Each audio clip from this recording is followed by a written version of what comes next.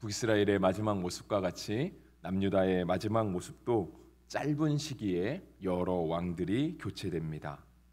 짧은 시기에 여러 왕들이 교체되었다라고 하는 것은 나라의 사정이 그만큼 안정적이지 못했다라고 하는 것을 보여줍니다. 그러나 남유다와 북이스라엘에게는 큰 차이가 있습니다. 북이스라엘의 마지막 시기에 여러 왕이 교체되어야 되었던 것은 각자가 자신이 왕이 되겠다고 지방에서 조금 이름 있는 사람들이 자꾸 일어나서 왕을 반역하고, 그러니까 왕을 암살하고 자신이 왕위를 찬탈했던 것과 다르게 남유다는 계속해서 다윗의 자손으로서 왕위가 이어져 갔습니다. 그런데 짧은 시간 안에 남유다 역시 여러 왕들이 교체될 수밖에 없었던 이유는 남유다 왕국은 누군가가 일어나서 왕을 죽이고 모반을 했던 것이 아니라 주변의 외세 세력에 의해서 자꾸 왕이 바뀔 수밖에 없는 상황이었습니다. 남유다의 상황도 그렇고 북이스라엘 상황도 그렇고 이스라엘도 지금도 아마 비슷한 상황이지 않나라고 하는 생각이 드는데요. 성경 시대의 이스라엘 나라는 굉장히 우리나라와 조금 비슷한 형편에 있었습니다. 어쩌면 제가 성경을 우리의 형편에 너무 맞게 끌어다 맞춘 것이 아닌가라고 하는 생각이 들 수도 있지만 실은 우리나라도 늘 이렇게 북쪽에 있는 소위 말해서 우리가 대국이라고 불렀던 나라가 있었죠, 그죠? 뭐 땅덩이가 커서 대국이지 뭐 그들이 우리보다 이렇게 대단한 위대한 인물이어서 대국이라고 하는 뜻은 아닐 것입니다. 그런데 우리가 늘 이렇게 한반도라고 하는 이 지정적 위치에 속해 있으면서 늘 이렇게 눈치를 보면서 조금 살았던 것 같습니다. 그리고 한국 근대사에 와서는 이렇게 냉전 시대 이데올로기에 따라서 미국의 눈치를 보고 또 소련의 눈치를 보고 그런 눈치를 보면서 살아갔던 그런 나라가 바로 우리나라가 아니었나 하는 생각이 듭니다. 지금은 우리나라가 그래도 올림픽 같은 거 하고 나면 열 손가락 안에 들어갈 만한 나라가 되기도 하고 문화로 따져도 뭐 나는 되게 모든 사람들이 다 우리나라 문화를 좋아할 정도로 이렇게 음식도 좋아해주고 해서 굉장히 강대한 나라가 되기는 했지만 그럼에도 불구하고 2024년을 살아가는 한반도는 아직도 외세의 눈치를 보지 않을 수 없는 현실입니다. 성경에 있는 이스라엘도 역시 그러했습니다. 왜냐하면 북쪽에는 늘 강대한 나라가 있었습니다. 아수르도 그렇고 바벨론도 그렇고 바벨론이 끝나고 나면 역시 페르시아도 그렇고 그 티그리스 강과 유프라데스 강의 풍부한 물자를 바탕으로 해서 강대한 나라를 세운 강대국들이 늘 그 세력을 남쪽으로 계속해서 확대해 갔습니다.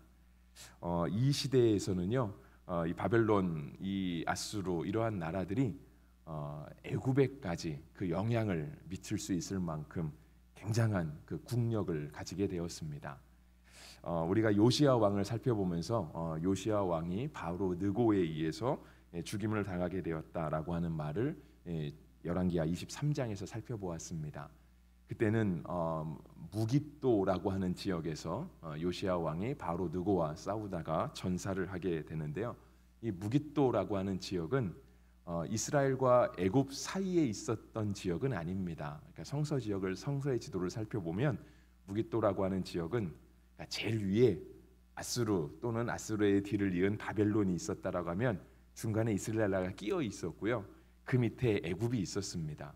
근데 애굽도 역시 이 나일강의 이 아주 풍부한 물자를 바탕으로 해서 도리어 아수르보다 더 먼저 위대한 나라를 이루었던 그런 고대 문명을 이루었던 아주 강대한 나라였습니다. 그러니까 이들도 힘이 세면 점점 북방으로 그 힘을 뻗치고 올라오는 것입니다. 그렇게 되면 반드시 이스라엘을 지나갈 수밖에 없고요. 저 북쪽에서도 힘이 세져서 점점 남하 정책을 펼치면 당연히 이스라엘을 지나갈 수밖에 없습니다. 이스라엘이 맨날 눈치를 보고 살아야 되는 거예요. 어느 쪽에 붙어야 될지, 어느 쪽에다가 조공을 바치고 어느 쪽에 친 정책을 펼쳐야 이 나라가 유지될지를 늘 눈치를 살펴야 하는 그런 국제 정세에 있었습니다. 그런데 이제 그러한 사이에 이 아수르가 점점 커져서 북이스라엘을 멸망시키고 그 세력이 점점점 남으로 내려올 때 애굽과 한번 굉장하게 한번 붙은 적이 있습니다. 그것을 우리가 성경을 통해서 살펴볼 수 있는 것이 바로 느고와 그 요시야의 전사입니다.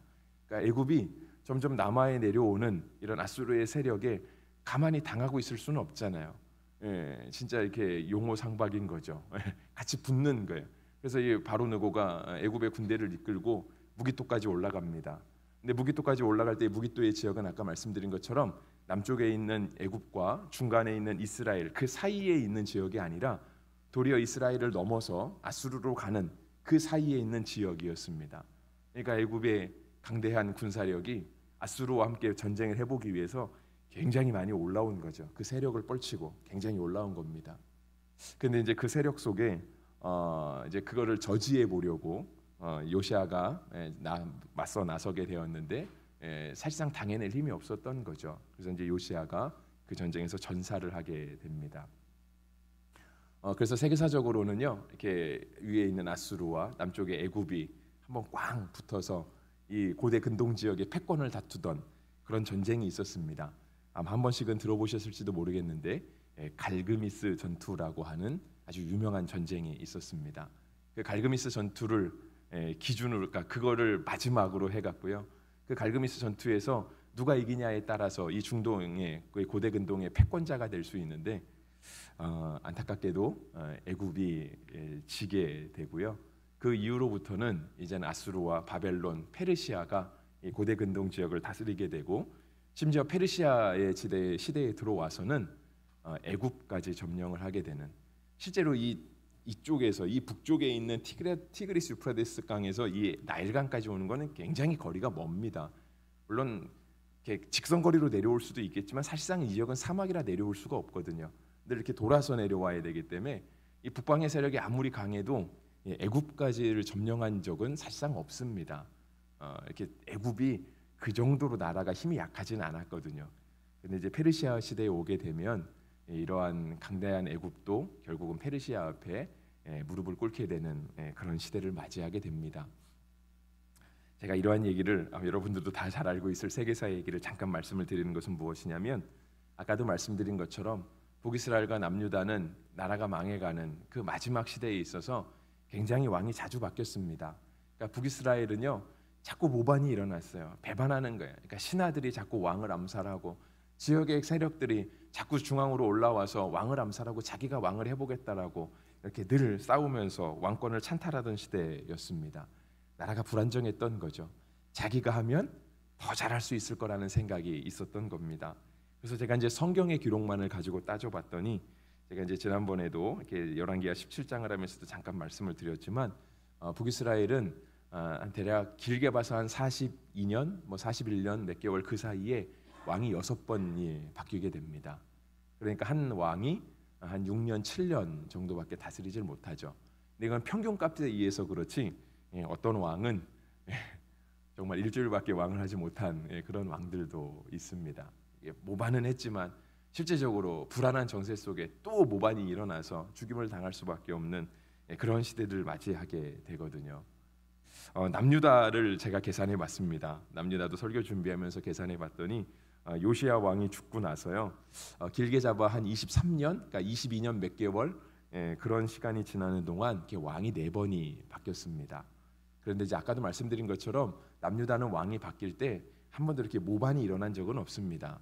늘 다윗의 혈통으로 해서 다윗의 가문이 계속해서 남유다의 왕위를 지켜갔습니다. 그것도 참 대단한 일이 아닌가 하는 생각이 듭니다. 그 짧은 시간 안에 왕이 4번이 계속해서 바뀌어가는데, 이것도 역시 평균치로 따져서 한 5년, 6년 이렇게 볼 수 있는 거지, 실제로 오늘 살펴본 우리가 이제 여호야긴이 왕이 되었다라고 하는 말이 이제 10절부터 이렇게 8절부터 해서 시작이 되는데요. 여호야긴 같은 왕은 석 달밖에 왕을 하지 못했습니다. 길게 했던 왕은 그의 아버지 여호야김이 한 11년을 했고요. 또 마지막 왕이었던 시드기야, 그런 왕이 한 11년 정도를 하고 있어서 나머지 두 왕은 한 3달씩 정도밖에 왕을 하지 못했습니다. 근데 그러한 중에도 이 다윗의 혈통이 계속해서 왕을 할 수 있었던 것은 하나님의 약속이 있었기 때문에 그렇습니다.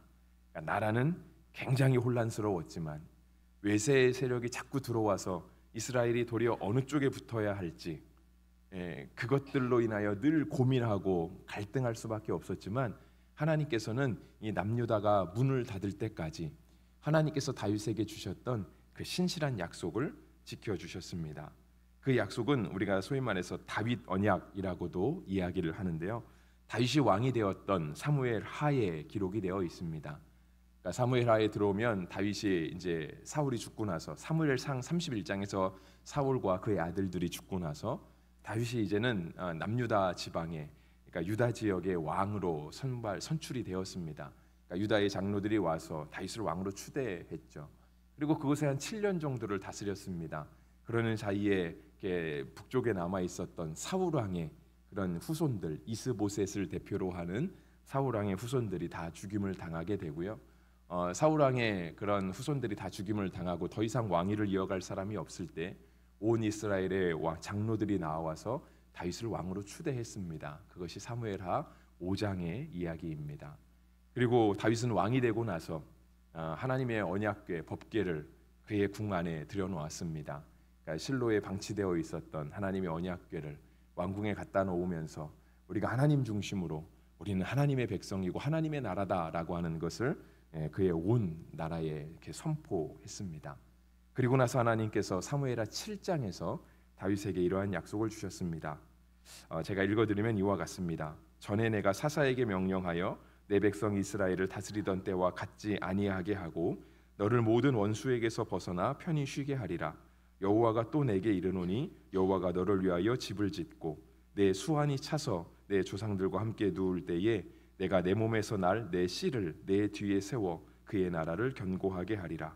그는 내 이름을 위하여 집을 건축할 것이요 나는 그의 나라 왕위를 영원히 견고하게 하리라 말씀하셨습니다.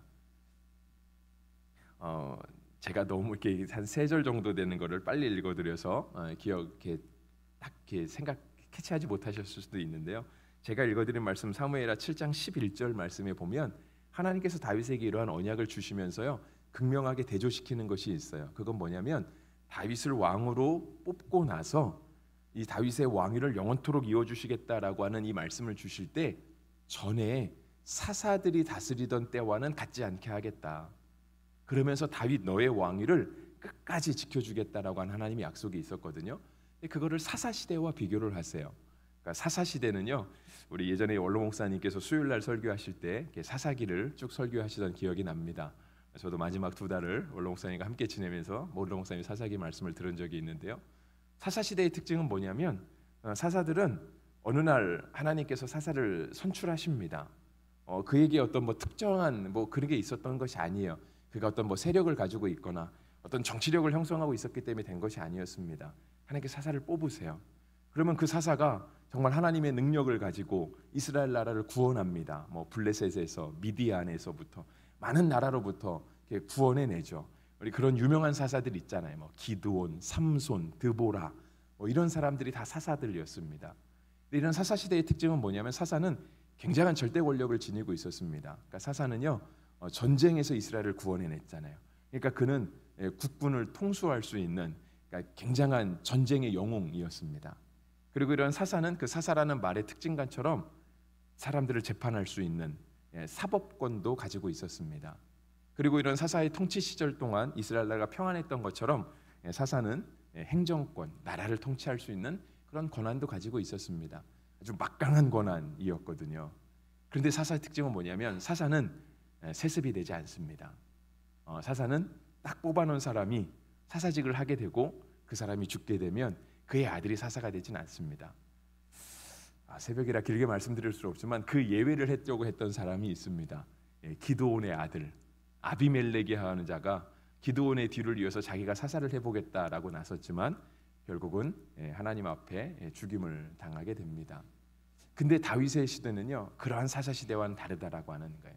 하나님께서 다윗의 왕위를 영원토록 이어주겠다. 내 몸에서 날 씨를 내 뒤에 세워서 그의 나라를 영원토록 견고하게 해주겠다라고 하는 하나님의 말씀이 다윗 시대부터 이어져 왔습니다. 그래서 남유다의 왕도요 때때로 암살을 당하기도 했습니다. 그런데 그럼에도 불구하고 남유다는요 다윗의 혈통으로 계속해서 왕위가 이어갑니다. 하나님의 지키시는 은혜가 있었던 거죠. 나라가 불안할 때도 하나님은 이 하나님의 약속을 지켜주셨습니다. 그런데 이제 오늘 본문의 시대에 들어와서 외세의 강력한 이런 침략이 계속해서 반복되는 겁니다. 북쪽의 나라가 힘을 뻗치고 와요. 남쪽에서도 힘을 뻗치고 올라옵니다. 요시아가 바로 느고에 의해서 죽음을 당했습니다. 그의 아들 여호아스가 대신하여 왕이 되었습니다. 여호아스는 딱 3달 동안 나라를 다스렸습니다. 자기 아버지가 바로 느고에 의해서 죽음을 당했습니다. 그의 아들 여호아스는 누구를 따랐을까요? 당연히 북쪽에 붙었겠죠. 왜냐하면 남쪽의 왕이 올라와서 우리 아버지를 죽였는데 그 남쪽에 머리를 숙일 리는 없잖아요. 아버지의 원수잖아요. 그러니까 여호아스가 북쪽 편을 드는 거예요.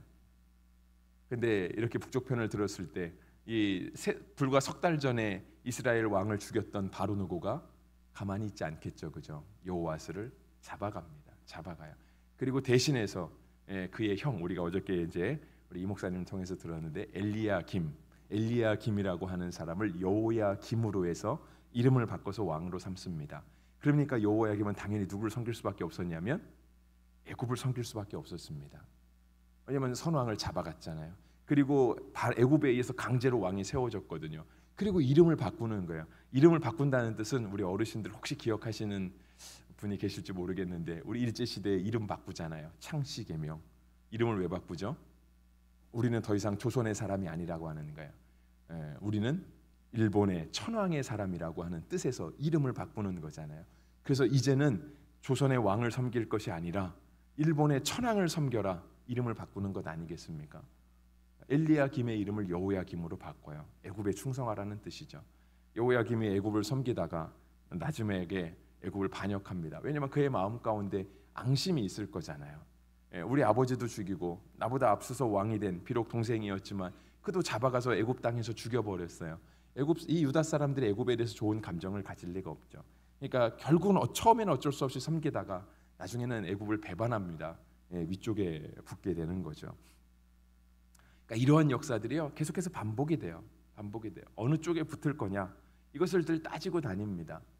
근데 결국은 이러한 시대가 한 22년, 23년 지속되다가 결국은 나라의 문을 닫습니다. 시드기야라고 하는 왕을 마지막으로 해서 나라의 문을 닫는데요. 참 이 시대에는 뱀같이 지혜로워야 했던 시대였던 것 같습니다. 왜냐하면 나라를 보존해야 되잖아요. 자신은 물론이고 백성도 보호해야 되고 나라를 보존해야 되는데 스스로 지킬 힘이 없는 거예요.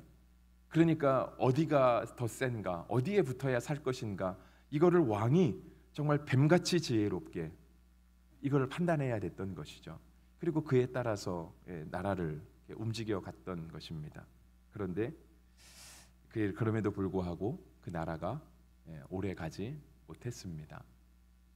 우리가 이러한 이야기를 교회에서 듣는 것이 아니라 일반 우리가 뭐 세계사 시간에 들었다거나 아니면 뭐 정치학 시간에 들었다라고 한다면 그런 시대의 어떤 현명한 판단을 따라서 우리도 그때 참 바보같이 했네, 그때 이렇게 했어야지라고 판단할 수 있겠지만 우리는 하나님 앞에서 지금 하나님의 말씀을 읽고 있는 겁니다. 우리가 지금 남유다 시대의 마지막 역사를 배워서 그거 가지고 성경 퀴즈 대회 하려고 이거 듣는 거 아닙니다. 우리가 지금 이 말씀을 성경을 통해서 하나님의 말씀을 듣는다라고 하는 것은 무엇이냐면 왜 이 남유다 왕들 가운데 하나님께서 다윗의 언약을 지켜주시면서 그가 하나님께서 지켜주셨던 이 나라의 후손들인데 왜 이들에게 주변 정세는 볼 수 있는 눈이 있음에도 불구하고 하나님을 볼 수 있는 눈은 없었을까라고 하는 것을 생각해 보아야 하는 것이죠. 왜 이들이 짧은 시간 안에 여러 명들의 왕이 바뀌어가면서 그 바뀌어가는 왕들이 한 명도 그 요시야와 같이 그 앞에 있는 히스기야와 같이 하나님께 의존했던 왕이 없었는가? 하나님 앞에 종교를 개혁하고 그 믿음을 새롭게 하고 우상을 철폐하고 산당을 헐어버리며 하나님 앞에 그 믿음을 새롭게 하려고 하는 왕들은 왜 없었을까라고 하는 그러한 안타까움을 가져야 하는 것이 마땅한 것입니다. 그때 참 잘못했어. 그때 애굽을 따르지 말고 그때 아수르를 섬기지. 그때 아수르를 따르지 말고 그때 애굽을 섬기지. 아니면 주변 나라끼리 좀 힘을 모아보지 하는 그런 안타까운 마음을 가질 것이 아니라 그때 하나님 앞에 더 나아가지. 그때 하나님 앞에 더 무릎 꿇고 왕이 먼저 베옷을 입고 죄를 뒤집어 쓰고 하나님 앞에 나아갔더라고 하면 어떻게 되었을까라고 하는 그러한 안타까움을 가져야 하는 것이 성도의 마땅한 바일 것입니다. 그래서 성경은 고린도전서 1장 25절에서 이와 같이 얘기하십니다. 하나님의 어리석음이 사람보다 지혜롭고 하나님의 약하심이 사람보다 강하니라 말씀하십니다. 사람이 볼 땐 나의 판단이 주변을 보고 이러한 판단을 내리는 것이 진짜 뱀같이 지혜로운 똑똑한 판단이다 여겼을지 모르지만 성경은 우리를 향하여 하나님의 어리석음이 사람보다 지혜롭다 말씀하시고요. 하나님의 약하심이 사람보다 강하다 말씀하십니다. 하나님이 아무리 하나님은 약하신 적도 없지만 그렇죠. 하나님은 어리석으신 적도 없지만 하나님이 아무리 우리 가운데 느껴지지 않고 하나님이 아무리 우리가 이렇게 멀리 떨어져 있는 것 같다 할지라도요. 하나님이 더디신 것 같다라고 해도 하나님이 세상보다 빠르십니다. 하나님이 세상의 해결책보다 더 강하시고요. 하나님의 방법이 우리로 하여금 완전한 지혜를 갖게 하십니다. 그래서 우리가 이 아침 우리 자녀들과 함께 나오고 또 우리가 예배를 시작하며 청년들을 위해서 함께 기도했는데 우리 자녀들에게 이렇게 하나님을 의지할 수 있는 믿음이 있게 되기를 주의 이름으로 축복합니다. 내가 쥐고 있으면 내 뜻대로 할 수 있을지는 모르겠습니다. 내가 내 마음대로 해서 그냥 내 개인적인 인생에 후회는 없을지 모르겠습니다. 왜냐면 그럴 수 있잖아요. 난 하고 싶은 거 다 해봤어. 나는 내 인생에 후회는 없어. 그럴지는 모르겠습니다. 하고 싶은 거 다 했는데 설마 후회가 남겠습니까? 근데 그래도 후회는 남는 게 인생이지 않나 하는 생각이 드는데요. 그게 똑똑한 게 아니고 그게 지혜로운 게 아닙니다. 우리가 내가 쥐고 있으면 강한 것 같고 현명한 것 같지만 실제로 강하지도 않고 현명하지도 않습니다. 근데 하나님께 맡겨드리면 하나님의 완전한 지혜로 하나님의 강하심으로 하나님께서 우리의 삶을 인도해 가여 주실 것입니다. 우리 자녀들도 마찬가지이고요. 청년들도 마찬가지고 우리가 우리의 가정의 문제나 또 직장의 또 교회의 모든 것들도 하나님께 맡겨드릴 때 하나님께서 하나님의 완전하심으로 우리에게 완벽하게 일하여 주실 것입니다. 이 은혜가 우리 자녀들에게뿐 아니라 우리 어른들에게도 또 우리 인터넷으로 예배하는 우리 모든 성도들과 자녀들에게도 동일하게 있기를 주의 이름으로 축복합니다.